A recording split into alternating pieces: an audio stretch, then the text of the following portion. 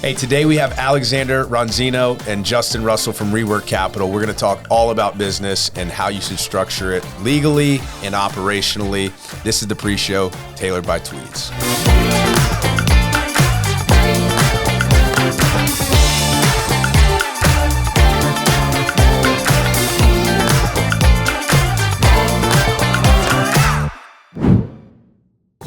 Hey, welcome to the pre-show tailored by Tweeds. If you want to step up your style game, check out tweedssuitshop.com or any one of their locations. Today we've got Rework Capital. How you doing, guys? Good. Great, man. Good to be here. Well, we've got a couple of simple layup questions for you to start. So tell me about your business and what makes it tick. Yeah, man. So Rework Capital, it's a combination of management consulting and private equity. And that was the origin of it, right? It started to scale from there. But at the top go, half of the business is management consulting. That's primarily fractional CFO. So 80% of it's about CFO, and the other 20% is ops work, how to run better leadership meetings, etc. And then the other half of the company is the capital strategy component. And we bundle quite a few different things in there. So whether you're an early stage company looking to go out and raise venture capital, if you're a later stage company and you're playing in private equity or you want to exit, those are all the things that we do really around just what are the capital requirements to scale your business or exit. And as we grew, we had our clients, yelling to us saying, hey, do our taxes. And so we launched Rework Tax last year. And we've been scaling that up, a traditional CPA firm. And as we were helping clients through that exit phase, we had the same question pop up of, why am I paying a business broker? Can you guys just do it? It seems like you're doing all the work anyway. And so we launched Rework Brokerage, which is to help facilitate that exit. And the last component of the business, which is really the part I'm most excited about. Rework Law. Is Rework Law, and pass to you. Yeah, I mean, Rework Law essentially is fractional general counsel services, and people say, what is fractional? What does that mean? Well, it's not really outsourced. It's someone that's truly plug and play into your business. And when I met Alexander actually across the table a few years ago, when he was a CFO and COO of a tech company here, and I was chief legal officer, we realized that founders need sort of alignment across those C-suite levels, right? And how do we do that and monetize it in a way that helps our clients grow? And having a legal advisor next to you is so key, so important. I mean, I think of myself as like a consigliere. You wanted a trusted advisor, someone that's there, has your back, knows your business, and can also protect you.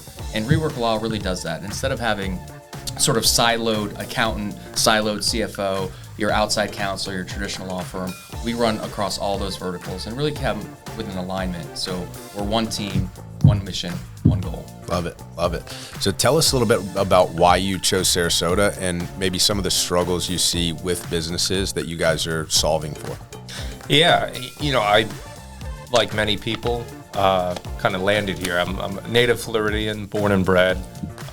Was in Orlando, then up to Tallahassee. Go Noles. Go Noles, baby. Oh, yeah. And then I lived in Tampa and St. Pete for a couple years, and then my wife and I were deciding to have kids, and I didn't want to do it up there. And so we looked around, found Sarasota, and fell in love with it. And so we came down here. I don't think you have enough time on this show for my origin story, but really started in New York, been in Sarasota since I was 10, moved a bit around southeast of Georgia, South Carolina, Hilton Head. Go Noles, went to Tallahassee for college, graduated from here. Went to Stetson with somebody that's on this show, I believe, for a little bit. I can't recall his name right now. I don't think he was there that long. But ended up in New York City for a few years. Great time in the market, 2008, 2009. I don't know if you're too old or too young to remember that.